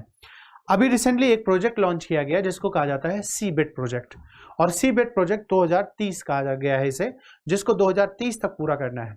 तो जो सीबेट प्रोजेक्ट है, इस सीबेट प्रोजेक्ट ने इस बार के यानी 2020 में 21 जून को अपना एक डेटा रिलीज किया, और उस डेटा रिलीज में इन्होंने बताया कि हमने लगभग अपने सारे ओशन बॉटम का या जो हमारा ओशन फ्लोर है उसका लगभग 20% एरिया का हम लोगों ने मैपिंग कर लिया। यानी जितने समुद्री क्षेत्र भारत में यानी पूरे विश्व में हैं उनके लगभग 1/5 हिस्से का हम लोगों ने जो है वो क्या कर लिया, मैपिंग कर लिया, और हमें ये पता चल गया कि वहां पर क्या क्या चीजें पाई जाती हैं। और जब वहां पे क्या क्या चीजें पाई जाती हैं इसके बारे में हमें पता चल जाएगा तो हम लोग आसानी से वहां के रिसोर्सेज के बारे में पता कर सकते हैं, वहां से होने वाली जो आपदाएं होती हैं उनके बारे में पता कर सकते हैं। यानी कहने का मतलब है कि हम बहुत सारी चीजों के बारे में आइडिया लगा सकते हैं, और जिससे ह्यूमन बीइंग का डेवलपमेंट हो सकता है और उससे आने वाली आपदाओं से हम लोग बच सकते हैं। ठीक है, तो आप सोचो कि हम लोग भूगोल में धरती के बारे में पढ़ते हैं, पृथ्वी के बारे में पढ़ते हैं, और पृथ्वी का लगभग 2/3 हिस्सा ऐसा है जिसमें हमें बहुत ज़्यादा सटीक जानकारी अभी तक नहीं थी। तो उसी जानकारी को पाने के लिए हम लोगों ने यानी इंटरनेशनल लेवल पे एक प्रयास किया गया, और उस प्रयास में ओशन फ्लोर की मैपिंग का प्रयास किया गया, और ओशन फ्लोर की मैपिंग के लिए एक प्रोजेक्ट चलाया गया, और उस प्रोजेक्ट का नाम क्या है, सीबेड प्रोजेक्ट। यानी उस प्रोजेक्ट का नाम क्या है, सीबेड प्रोजेक्ट 2030। ये प्रोजेक्ट आपके लिए बहुत इंपॉर्टेंट है। सीबेड प्रोजेक्ट क्या होता है ये आपको ध्यान रखना है कि 2030 में यानी 2030 के लिए एक प्रोजेक्ट चलाया गया, 2030 तक कंप्लीट करना है सीबेड प्रोजेक्ट। ठीक है, इस प्रोजेक्ट ने अभी 21 जून को यानी कब, 21 जून को इसने अपना डेटा रिलीज किया, और इन्होंने बताया कि लगभग 1/5 यानी जो हमारे यहाँ पे ओशन फ्लोर है उसका लगभग 20% जो क्षेत्र है उस 20% क्षेत्र का हम लोगों ने मैपिंग करके और वहां पे ये देख लिया कि वहां पर क्या क्या चीजें पाई जाती हैं, इस बारे में हम लोगों ने यहाँ पे डिस्कस कर लिया। यानी यहाँ पे बताया इन्होंने। ये जो सीबेट प्रोजेक्ट है ये वास्तव में जापान की एक फाउंडेशन है, नॉन प्रॉफिट फाउंडेशन, जिसका नाम है निपॉन फाउंडेशन ऑफ जापान। यानी जापान की एक फाउंडेशन है जिसका नाम है निपॉन फाउंडेशन, और दूसरी एक इंस्टीट्यूट है जिसको कहा जाता है general mathematic chart of the ocean, या जिसको हम लोग शॉर्टली कह सकते हैं जेबको। ठीक है, तो दो इंस्टीट्यूट हैं जिसमें एक निपॉन फाउंडेशन है और दूसरी एक इंस्टीट्यूट है जिसको हम लोग कहते हैं जेबको। और ये जो जेबको है इसको हम लोग शॉर्टली क्या कहते हैं, यानी इसका एक्सप्लेनेशन क्या होगा, general mathematic chart of the oceans. इसको हम लोग अभी देखेंगे कि ये डिटेल में इसके बारे में देखेंगे क्योंकि ये हमारे लिए इंपॉर्टेंट है। इन दोनों इंस्टीट्यूट्स ने या इन दोनों संस्थाओं ने मिलकर के एक प्रोजेक्ट चालू किया, और वो प्रोजेक्ट ही क्या कहलाता है, सीबेड प्रोजेक्ट। और इन्होंने शुरुआत किया सी फ्लोर के या ओशन फ्लोर की मैपिंग के लिए। ठीक है, करंट में क्यों आया ये ध्यान रखना है। और ये जो लॉन्च किया गया, ये लॉन्च किया गया कहाँ पे, यूनाइटेड नेशन ओशन कॉन्फ्रेंस 2017 में। यानी ये जो प्रोजेक्ट लॉन्च किया गया ये 2017 में लॉन्च किया गया, और हमारे यहाँ पे यूनाइटेड नेशन ने वर्ल्ड लेवल पे कुछ गोल निर्धारित किए, 17 गोल निर्धारित किए हैं जिसको कहा जाता है सस्टेनेबल डेवलपमेंट गोल, या जिसको SDGs कहते हैं। तो ये यूनाइटेड नेशन ओशन कॉन्फ्रेंस में 2017 में लॉन्च किया गया, और इसको जो SDG गोल नंबर 14 है, यानी सस्टेनेबल जो गोल है हमारा, सस्टेनेबल डेवलपमेंट गोल या सतत पोषणीय विकास का जो गोल है, उस गोल का जो गोल नंबर 14 है, उस 14 में बोला गया है कि जो लाइफ है ओशन यानी लाइफ बिलो द वाटर, तो उसके बारे में वो वहाँ पे गोल में डिस्कस किया गया। तो उसी गोल के अंतर्गत इस प्रोजेक्ट को लॉन्च किया गया कि हमें जो लाइफ बिलो द ओशन है या लाइफ बिलो द वाटर है उसके बारे में जानकारी करने के लिए सबसे पहले वहाँ की टोपोग्राफी पता होनी चाहिए, और उस टोपोग्राफी के पता करने के लिए ये सारी चीज़ें यहाँ पे डिस्कस की जा रही हैं। यहाँ पे आप देख लो कि ये जो सस्टेनेबल डेवलपमेंट गोल है, ये गोल आपके लिए बहुत इंपॉर्टेंट है। ठीक है, ये जो गोल है ये बहुत इंपॉर्टेंट है। कुल मिलाकर के ये 17 गोल डिसाइड किए गए हैं जिसको 2030 तक कंप्लीट करना है, और कई बार एग्जामिनेशन में सीधा गोल नंबर पूछा गया है कि फर्स्ट गोल नंबर 5 कौन सा है, गोल नंबर 6 कौन सा है, गोल नंबर 7 कौन सा है। तो आपको ध्यान रखना है कि जो अभी हम लोग कॉन्टेक्स्ट में ले रहे हैं वो है गोल नंबर 14, और इस गोल नंबर 14 में बोला गया है लाइफ बिलो वाटर। ठीक है, यानी लाइफ बिलो वाटर जो है इस गोल के अंतर्गत सीबेट प्रोजेक्ट को शुरू किया गया है, और ये ठीक है यूनाइटेड नेशन के अंतर्गत ही इसको शामिल किया गया है। तो ये गोल आपके लिए इंपॉर्टेंट है, इन गोल्स के बारे में आपको पढ़ लेना होगा। ठीक है, ये आपके एग्जामिनेशन में सीधा सीधा पूछे जाते हैं। हम लोग आते हैं अपने टॉपिक पे। ठीक, तो ऐसी स्थिति में आपने देखा यहाँ पे ये जो गोल है इसके बारे में, और ये गोल किससे रिलेटेड है? ओशन रिसोर्सेज से रिलेटेड। ठीक, अब इसके बाद में इस गोल यानी ये जो प्रोजेक्ट है, इस प्रोजेक्ट का जो टारगेट है कि इसका जितना भी हमारे पास में जितना भी ओशन फ्लोर है, ठीक है, उस ओशन फ्लोर में जो है जितने भी बैथमेट्रिक डेटा होते हैं वो सारी की सारी बैथमेट्रिक डेटा हम लोग जो है 2030 तक रिलीज कर ले, और हमें जितना भी हमारा ओशन फ्लोर है सारे ओशन फ्लोर के बारे में हमारे पास में सटीक जानकारी हो जाए, और हमें ये पता चल जाए कि हमारे पृथ्वी पर जो समुद्री क्षेत्र है उस समुद्री क्षेत्र में क्या क्या चीजें पाई जाती हैं, वहां पर क्या क्या चीजें इस टाइम पे एग्जिस्ट करती हैं। ठीक है, सीबेट प्रोजेक्ट आपको यहाँ पे क्लियर हो गया। अब उसके बाद आप देख लो कि वास्तव में हम लोग जो ओशन फ्लोर देखते हैं वो कैसे होता है, थोड़ा सा आप लोग ओशन फ्लोर के बारे में समझ लो। देखो, ये होता है कॉन्टिनेंट का एरिया, यानी ये वाला जो क्षेत्र होता है ये होता है महाद्वीप का क्षेत्र, और महाद्वीप के क्षेत्र से जब आप आगे की तरफ बढ़ोगे तो ऐसे में एक ऐसा क्षेत्र आता है जहां पर महाद्वीप का क्षेत्र तो मिलता है, लेकिन ये महाद्वीप का क्षेत्र जो है वो महासागरीय जल से डूबा होता है। यानी ये वाला जो क्षेत्र है आप देखो कि ये महाद्वीप का क्षेत्र तो है, लेकिन यहाँ पर महासागरीय क्षेत्र है, यानी महासागर का जल यहाँ पे आ जाता है, और ये महासागरीय जल से डूबा क्षेत्र होता है। और ये जो क्षेत्र होता है इसको हम लोग कहते हैं हिंदी में महाद्वीपीय मग्न तट। मग्न तट का मतलब तट वो जो कि जलमग्न हो समुद्री क्षेत्र से। तो ये जो महाद्वीपीय मग्न तट है, ये महाद्वीपीय मग्न तट क्या होता है? समुद्र में जब हम लोग कॉन्टिनेंट से ओशन की तरफ बढ़ते हैं तो पहला क्षेत्र जो आता है इसको हम लोग क्या बोलते हैं? महाद्वीपीय मग्न तट।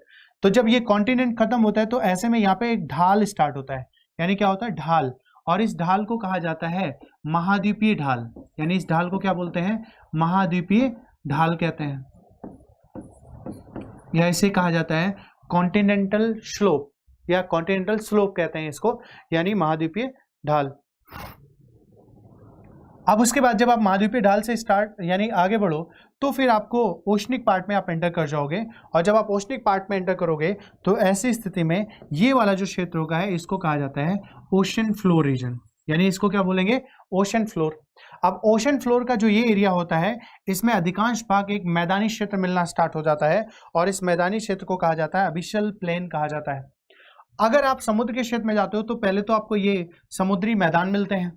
अगर समुद्री मैदान के अलावा यहाँ पे किसी भी क्षेत्र में अगर वॉल्केनिक इरप्शन होने लगता है, ज्वालामुखी उद्गार होने लगता है, तो आप सोचो समुद्र का क्षेत्र है उसके ऊपर पानी भरा हुआ है। अब अगर यहाँ पे ज्वालामुखी उद्गार होने लगेगा तो जब ज्वालामुखी उद्गार होने लगेगा तो लावा इकट्ठा होता जाएगा, और जब धीरे धीरे करके लावा इकट्ठा हो जाएगा तो हो सकता है कि वो लावा जो है इकट्ठा होते होते किसके ऊपर आ जाए? पानी के ऊपर आ जाए। तो जब पानी के ऊपर आ जाएगा तो वो आपको सतह से दिखने लगेगा, और जब ऐसे क्षेत्र को हम लोग क्या बोल सकते हैं? ज्वालामुखी द्वीप कहते हैं। कई बार होता है कि हमारे समुद्री क्षेत्र में कुछ ऐसे पर्वत होते हैं जो समुद्री तल के ऊपर नहीं आ सकते, यानी जो जलीय क्षेत्र होता है उसके ऊपर नहीं आते बल्कि नीचे के क्षेत्र में रहते हैं। तो ऐसे पर्वतों को हम लोग क्या बोलते हैं? समुद्री पर्वत, या इसको सी माउंट कहा जाता है। और अगर ज्वालामुखी उद्गार होते होते वो सतह के ऊपर आ जाते हैं तो इसे ज्वालामुखी पर्वत कहते हैं। ठीक है, अगर कोई गहरी क्षेत्र होता है यानी गहरी खाई होती है तो इसको ट्रेंच कहा जाता है। क्या बोलते हैं इसको? ट्रेंच कहते हैं। जैसे आप लोग मेरियाना ट्रेंच वगैरह पढ़ते हो, ये डिटेल में आपको ओशन जो है वो टोपोग्राफी या ओशन रिलीफ में आपको डिटेल में ओशनोग्राफी का सेगमेंट जो होगा वहां पे पढ़ा जाएगा। कुल मिला के आप यहाँ पे बस इतना देख लो कि हमें अगर ओशन फ्लोर की मैपिंग करनी है तो अगर हमें ये सारी चीज़ें यहाँ से पता चल जाएं कि यहाँ पर क्या क्या चीज़ें पाई जाती है, किस क्षेत्र में कौन सी चीज़ पाई जाती है, तो वैसे हम अपनी प्लानिंग कर सकते हैं, वहाँ के रिसोर्सेज का उसी प्रकार से जो है वो दोहन कर सकते हैं।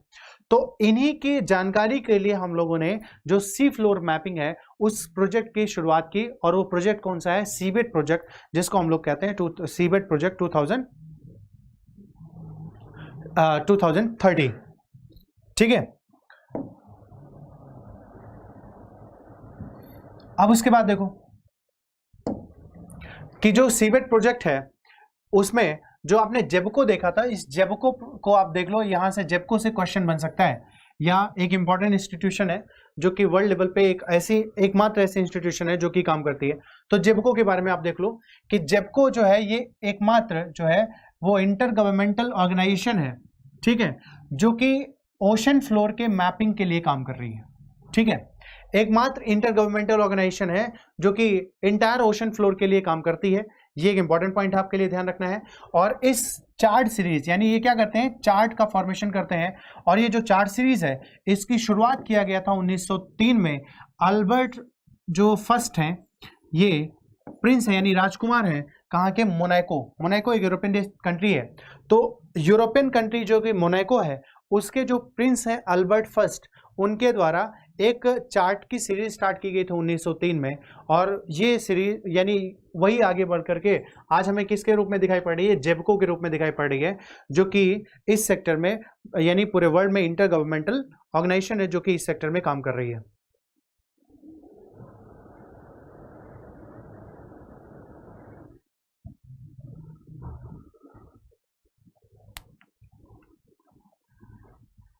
ठीक है। अब उसके बाद में इसका जो एम है, to provide the most authoritative publicly available bathymetry of the world ocean. देखो यहाँ पे एक टर्म आ रहा है बार बार, बैथीमेट्री।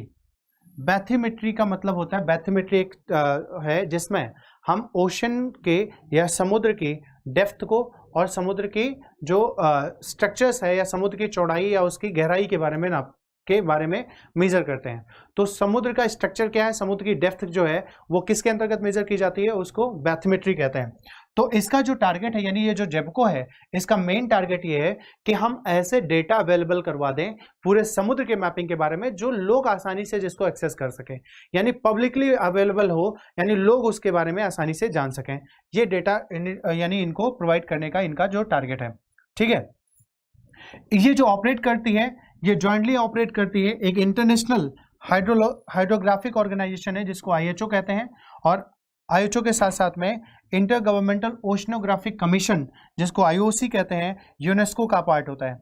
तो ये जो जेबको काम करती है वो एक्चुअली दो इंस्टीट्यूट हैं, जिसमें IHO है और दूसरा जो है वो IOC है, जो कि यूनेस्को का एक सेगमेंट यानी यूनेस्को का एक पार्ट है, उसके अंडर में ये काम करती है। ठीक है। तो जेबको के बारे में थोड़ा बहुत आपको बेसिक ध्यान रखना है क्योंकि एक इंपॉर्टेंट है, और ये पूरे वर्ल्ड में ओशन फ्लोर चार्टिंग के लिए एकमात्र ऐसे इंटर गवर्नमेंटल जो है वो पैनल है, इंटर गवर्नमेंटल ऑर्गेनाइजेशन है जो कि काम कर रही है, और ये इन दोनों के अंडर काम करती है, जिसमें यूनेस्को और IHO के अंतर्गत ये काम करती है। ठीक है। तो जेबको से संबंधित चीजों का आपको पता होना चाहिए। और फिर हम लोग देखते हैं कि ये जो प्रोजेक्ट है, इस प्रोजेक्ट का जो की फीचर है वो क्या है, यानी इस प्रोजेक्ट का जो मेन बात है वो मेन बात क्या है, इसमें क्या क्या चीजों के बारे में बताया गया है।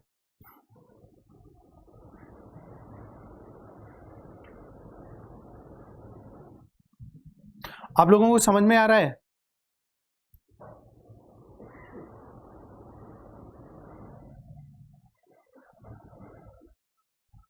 आप लोग कमेंट बॉक्स में क्लियर हो रहा है या नहीं?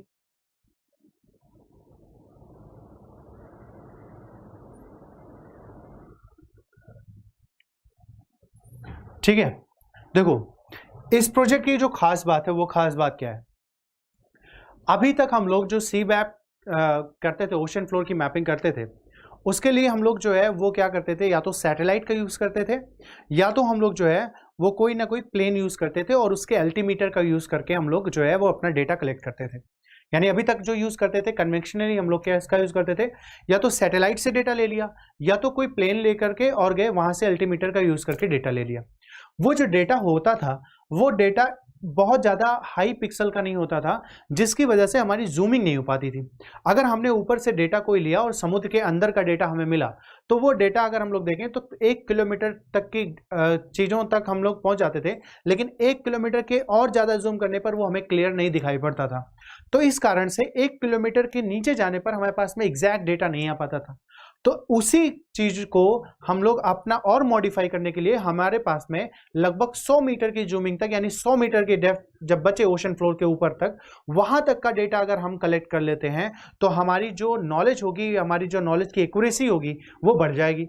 तो अभी तक हम लोग जो है वो सैटेलाइट या प्लेन का जो अल्टीमीटर होता था उसका यूज करते थे, लेकिन अब इसमें हम लोगों ने जो है वो अपनी कुछ एडवांस टेक्नोलॉजी का यूज करना स्टार्ट कर दिया, जिसमें हम लोग क्या करते हैं, ऑटोनोमस अंडर वाटर व्हीकल का यूज करने लगे कि हम लोग अपने एक अंडर वाटर व्हीकल का यूज करें, यानी अंडर वाटर व्हीकल को बनाएं और उसमें कैमरास को लगा करके उस नीचे तक पहुंचा दें, और नीचे तक जब पहुंचाते हैं तो वहां पे वो पिक्चर ले ले और वो हाई रिजोल्यूशन की पिक्चर हो, हाई रेजोल्यूशन की पिक्चर होने की वजह से हमारे पास में डेटा का एक्यूरेसी अच्छी हो जाएगी। एक तो ये कर सकते हैं हम लोग, या तो हाई एडवांस लेवल का जो सोनार सिस्टम होता है उस सोनार सिस्टम का हम लोग, जिसको हम लोग हॉल माउंटेड सोनार सिस्टम कहते हैं, उसका यूज कर सकते हैं।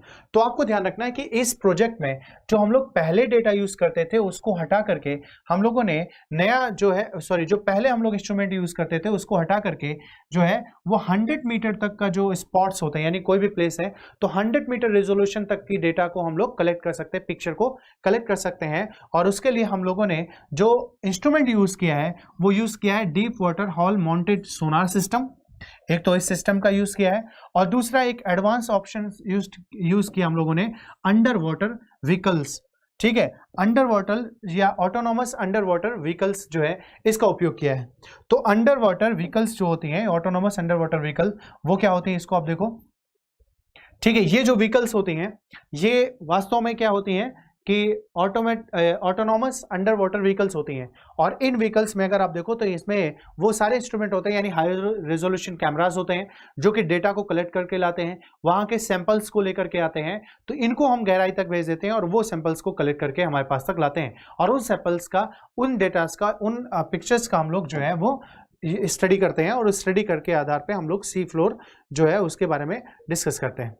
अब उसके बाद देखो एक सोनार सिस्टम होता है जिसको आपने साइंस टेक्नोलॉजी में डिटेल में पढ़ा होता है कि साइंस टेक्नोलॉजी में हम वेव्स को रिलीज करते हैं सोनार सिस्टम में। और जब वेव्स को रिलीज करते हैं तो अगर कोई ऑब्जेक्ट होता है तो उस ऑब्जेक्ट से टकरा करके जब वो वेव्स आती है तो उनके बीच की हम लोग स्टडी करते हैं, और उस स्टडी को करके हम लोग उनके बीच की लेंथ को या उनके बीच की या उनकी गहराई को निकालने का प्रयास करते हैं। तो जो सोनार सिस्टम है इसके एडवांस टेक्नोलॉजी का यूज करेंगे, और साथ साथ में ऑटोनोमस स्पेशल जो हमारे पास में व्हीकल्स होते हैं उन व्हीकल्स का यूज करके हम लोग इस टेक्नोलॉजी के तहत डेटा का कलेक्शन करेंगे। यानी जो हमारी पुरानी जो डेटा कलेक्शन की पद्धति थी उसको परिवर्तित करके नई डेटा कलेक्शन पद्धति को हम लोग स्टार्ट करेंगे। पहले जो सोनार सिस्टम का यूज होता था वो बहुत ज्यादा गहराई तक नहीं होता था। ठीक है, बहुत ज्यादा गहराई तक नहीं होता था। अक्सर हम लोग जो है वो जो पनडुब्बी वगैरह होती है उनको डिटेक्ट करने के लिए इसका यूज करते थे, लेकिन अब जो है इसकी सी फ्लोर तक जाकर के सोनार सिस्टम का यूज करना स्टार्ट करेंगे। ये इसका एडवांसमेंट है, यानी यही क्या है, इसका एडवांसमेंट है। तो आपको ये चीज ध्यान रखना है कि जो हम लोगों ने यहाँ पे दो टाइप के डेटा को यूज करना, यानी दो टाइप के इंस्ट्रूमेंट का यूज करना स्टार्ट किया, जिसमें deep water hole mounted sonar system और दूसरा जो है अंडर वाटर व्हीकल्स का यूज करना स्टार्ट किया। ठीक है, अब ऐसी स्थिति में आपको ये ध्यान रखना है कि ये जो हमारे पास में ये जो प्रोजेक्ट है, इस प्रोजेक्ट को हम लोग क्यों कर रहे हैं, यानी इस प्रोजेक्ट की खास बात क्या है, इसको क्यों करेंगे हम लोग। और अगर ये प्रोजेक्ट 2030 तक चलेगा, तो अगर ये प्रोजेक्ट 2030 तक चलेगा तो अभी इसने क्या क्या किया, 2017 में लॉन्च किया गया और 2017 में लॉन्च करके 2030 तक चलेगा, तो इस प्रोजेक्ट के द्वारा अभी अभी क्या क्या प्रोग्रेस हो चुके हैं। तो आप देखो कि रिसेंटली ने क्या बोला कि जब ये प्रोजेक्ट शुरू हुआ था तो हमारे पास में जो मैपिंग थी वो पूरे ओशन फ्लोर में सिर्फ 6% ओशन फ्लोर की मैपिंग थी। यानी हमारे पास में जब ये 2017 में कितने % ओशन फ्लोर की मैपिंग थी, सिर्फ 6% ओशन फ्लोर की मैपिंग थी। लेकिन जब ये प्रोजेक्ट स्टार्ट हुआ अब ये लगभग कितना हो चुका है, 19%, और जो 81% ओशन फ्लोर की मैपिंग अभी भी क्या है, बची हुई है। तो सोचो आप कि जो ओशन जो हमारे लिए बड़ी मात्रा में रिसोर्स अवेलेबल करवाता है, बड़ी मात्रा में ऑक्सीजन देता है हमें, बड़ी मात्रा में हमारे पास में जो है वो जैविक और अजैविक जो है संसाधनों को उपलब्ध करवाता है, उसमें अधिकांश के बारे में तो हमें पता ही नहीं है। ठीक है, और जब अधिकांश के बारे में पता नहीं होता है तो ये एक अनप्रेडिक्टेबल चीजें होती है। अगर वहां पे कुछ भी हो गया, सुनामी आ गई, तो सुनामी आ गई तो आपके लिए क्या, कुछ पता नहीं है आपके बारे में आपको, तो ऐसे में वो अनप्रेडिक्टेबल होता है और वो ज्यादा डेंजरस हो जाता है। तो इसको हम लोग देखें यहाँ पे, इसमें प्रोग्रेस क्या हुआ कि 6% से बढ़कर के 19% पे आ गया, अभी भी 81% बचा हुआ है। तो आप सोचो 6 से 19 आ गया 3 साल में, ये भी बड़ी जो है अचीवमेंट है। The project has added 1.4 crore square kilometer of the new bathymetric data to its latest grid। यानी इसने लगभग 1.4 करोड़ जो स्क्वायर किलोमीटर एरिया है ओशन बॉटम का, उसको ऐड किया अपने इस डेटा ग्रिड के अंतर्गत। ठीक है,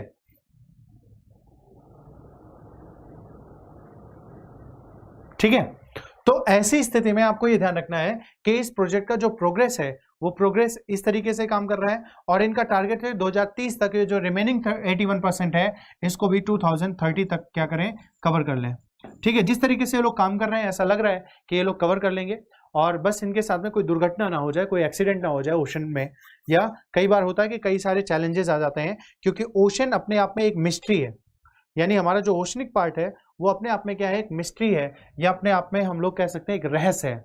रहस्य इस तरीके से, आप सोचो आज के कुछ दिन पहले एक विमान था मलेशिया का, और वो मलेशिया का विमान मलेशिया की राजधानी से स्टार्ट हुआ और चाइना की राजधानी उसको जाना था, लेकिन बीच में कहाँ गायब हो गया, 2014 में गायब हुआ। आज तक उसके बारे में कुछ नहीं पता है, यानी वो ओशन में कहाँ पे गया उसके बारे में कुछ भी नहीं पता है। तो ऐसी स्थिति में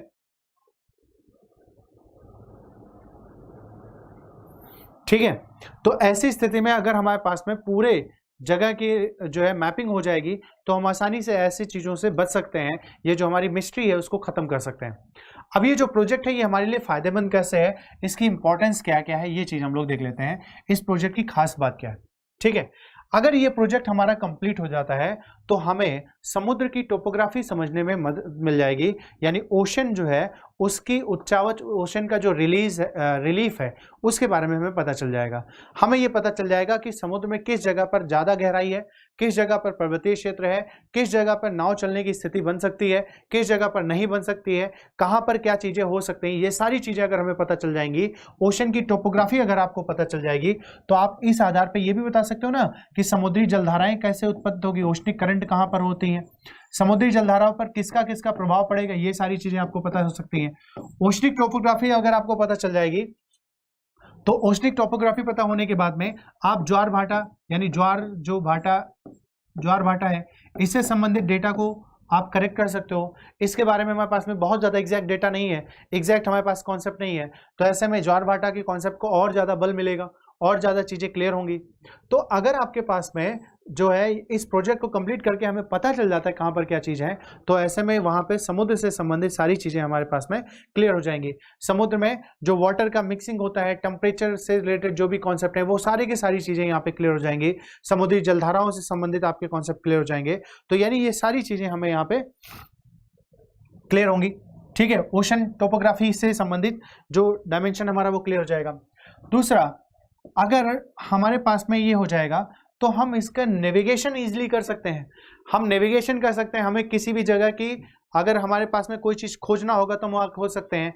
हमें नेविगेशन करके ये पता चल सकता है कि किस जगह पर समुद्री संसाधन अधिक है, हमें ये पता चल सकता है कि कहाँ पर मछली का जो है वो कॉन्सेंट्रेशन ज़्यादा है, किस क्षेत्र में कौन सी गैस ज़्यादा पाई जा सकती है, कौन सा ऐसा क्षेत्र है जहाँ से हम लोग अपने जो है गैस पाइपलाइन को निकाल सकते हैं, हम लोग अपने पेट्रोलियम पाइपलाइन को निकाल सकते हैं।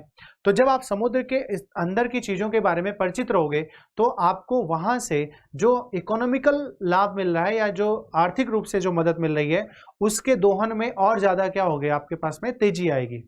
ठीक है, तो ऐसी स्थिति में अगर आप नेविगेशन समझ लेते हो तो आप सबसे पहले जितने भी मरीन रिसोर्सेज हैं उन मरीन रिसोर्सेज का यूटिलाइजेशन कर सकते हो, ऑप्टिमम यूज कर सकते हो, यानी मरीन रिसोर्सेज का ऑप्टिमम यूज कर सकते हैं हम लोग यहाँ पे। ठीक है, साथ ही आप अगर आपके पास में नेविगेशन हुआ तो आप ट्रेड को या आप ट्रांसपोर्टेशन को बेहतर कर सकते हो। ट्रांसपोर्टेशन में आप लोग जो है वो पाइपलाइन वगैरह को आप इजीली जो है वहाँ पे इंस्टॉल कर सकते हैं, तो पाइपलाइन वगैरह का इंस्टॉल कर सकते हैं। आपको फिशरीज में यानी मछली उत्पादन में बहुत ज़्यादा मदद मिल जाएगी। ठीक है, आपको ये आइडिया हो जाएगा किस क्षेत्र में अधिक समुद्री संसाधन है या मछलियाँ होती हैं। तो ऐसी स्थिति में हमारे लिए ये इंपॉर्टेंट किसके लिए होता है, इसके होने की वजह से हम नेविगेशन को बहुत आसानी से कर सकते हैं, वो भी ओशनिक नेविगेशन को। दूसरा, क्लाइमेट चेंज स्टडी में ये हमारे लिए मदद करेगा। ठीक है, अगर आप देखो तो हमारी पृथ्वी पर जो भी क्लाइमेटिक चेंज होती है उस क्लाइमेटिक चेंज की वजह से ओशन के ऊपर प्रभाव पड़ता है, और ओशन में भी बहुत सारे ऐसे चेंज होते हैं जिसके वजह से क्लाइमेटिक चेंज होता है।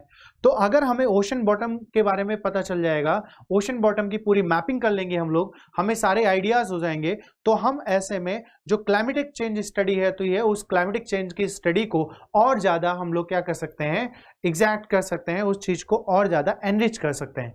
तो क्लाइमेट चेंज की स्टडी के लिए भी हमारे लिए बहुत ज़्यादा फायदेमंद होता है। है, ओशन फ्लोर स्टडी करेंगे। और उसके बाद में मरीन कंजर्वेशन, जिसमें हमने आपको बताया कि मरीन रिसोर्सेज या मरीन कंजर्वेशन, कई बार होता है कि हमें बहुत सारी चीज़ों के बारे में पता नहीं होता है और मरीन पॉल्यूशन वगैरह हो जाते हैं ह्यूमन एक्टिविटीज़ के कारण से, और चूंकि वहाँ पे टोपोग्राफी के बारे में नॉलेज नहीं होता है, हमें ये नहीं पता होता है यहाँ पे किस टाइप की कंडीशन है, उसकी वजह से वहाँ पे हम लोग कई सारी ऐसी एक्टिविटीज़ कर देते हैं जो कि वहाँ के फ्लोरा और फौना के लिए नुकसानदायक होती है। और वहाँ की फ्लोरा और फौना के लिए नुकसानदायक होती है, इस कारण से वो हमारे ह्यूमन बीइंग के ऊपर भी जो है एडवर्स इफेक्ट जो है वो डालती है।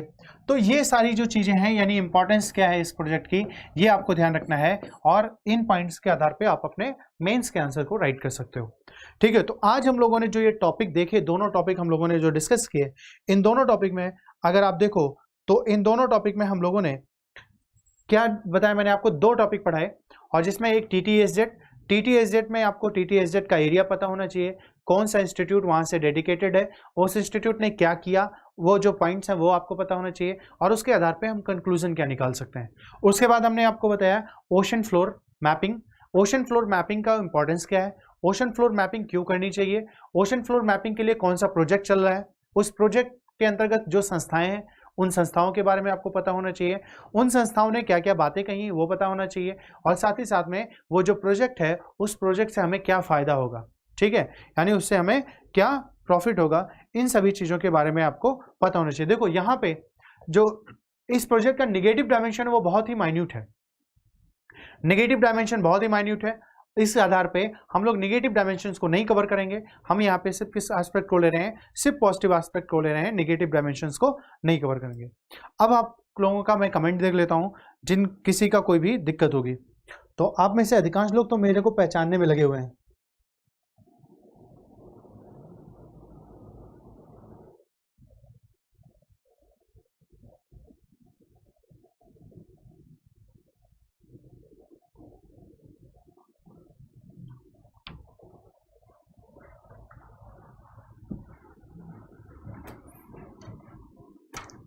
कमेंट शो नहीं हो रहा है।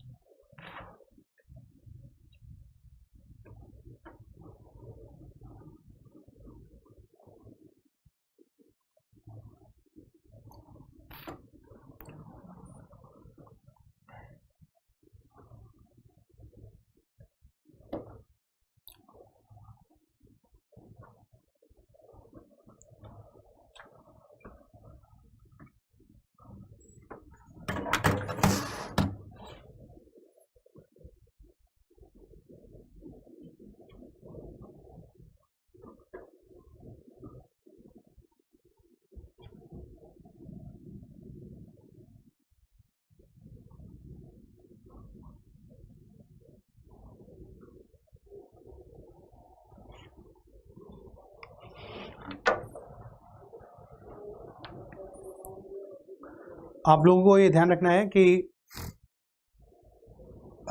देखो PDF इंग्लिश हिंदी से कोई फ़र्क नहीं पड़ रहा, जो मैंने आपको बातें यहाँ पे बताई हैं वो आपको समझ में आना चाहिए, और अक्सर मैंने आपको हिंदी में ही इस चीज़ को एलाबोरेट किया है, तो PDF से कोई मतलब नहीं होना चाहिए।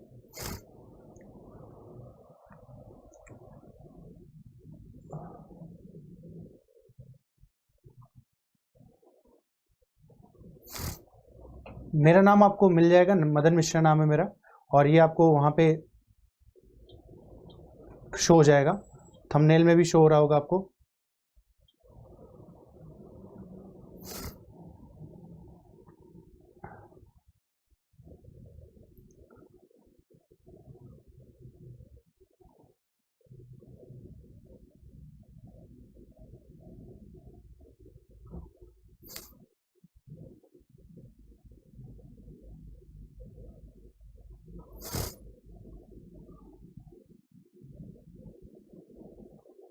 ठीक है, तो जितने लोगों ने सेशन लिया उस शेयर कर दिएगा, थैंक यू सो मच।